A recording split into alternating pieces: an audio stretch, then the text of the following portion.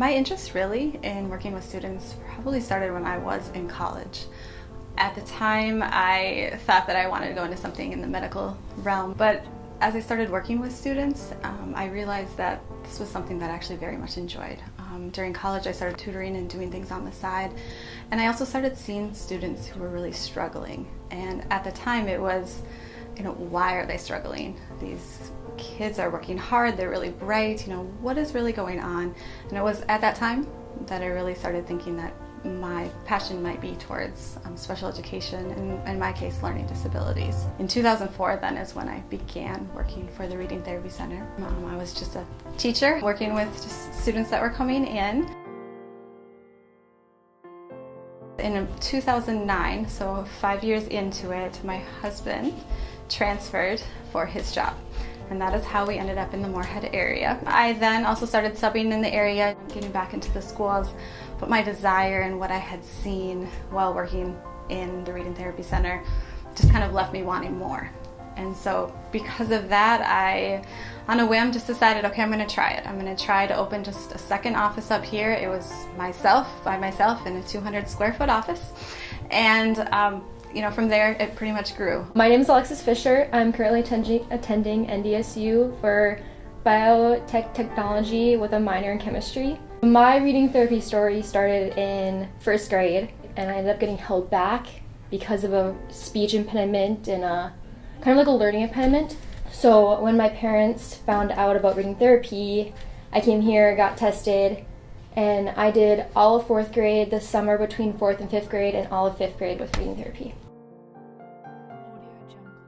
I couldn't understand why science was so easy for me and how I could be like, this is a prokaryote because this has this and all this other stuff. And it hit me one day that just because you're bad at English and you can't spell doesn't mean that you can't learn organisms. You can't be like, this is the thing that I'm good at. I took majors lab, I'm minoring in chemistry, I'm doing all these things that people are like, oh, you can't do that. You can't do that. You're a girl. You have this behind you, you have this difficulty, you have this hoop, you have this jump here and there, and I'm like, but I've jumped those, I've crossed that bridge because I did reading therapy, because I have these techniques, because I have this.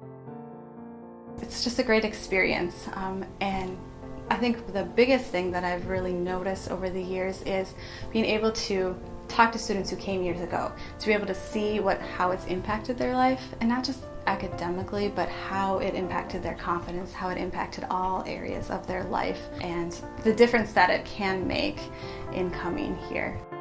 My name is Olivia Cunningham, and I'm 15 years old. I was in 6th grade reading at a kindergarten level. When we had tests for English, we'd read an article to ourselves, and so everybody would just read through the article and start taking their test, and I would be halfway through the article, and then everybody else would be done with their test.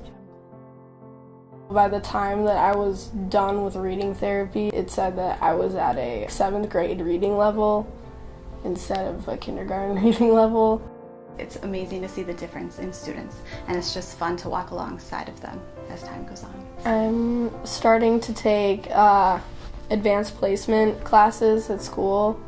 I'm thankful for the reading therapy because I didn't know how to read before, and they just taught me new ways to cope with my disability. My hope for the Reading Therapy Center as the years go is that truly that we just continue to help as many students as we can, and not just help them academically, but also help them gain confidence, help them have hope, and as parents as well.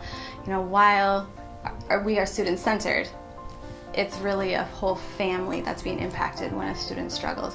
It is a whole family that is struggling and confused and doesn't know where to go for help.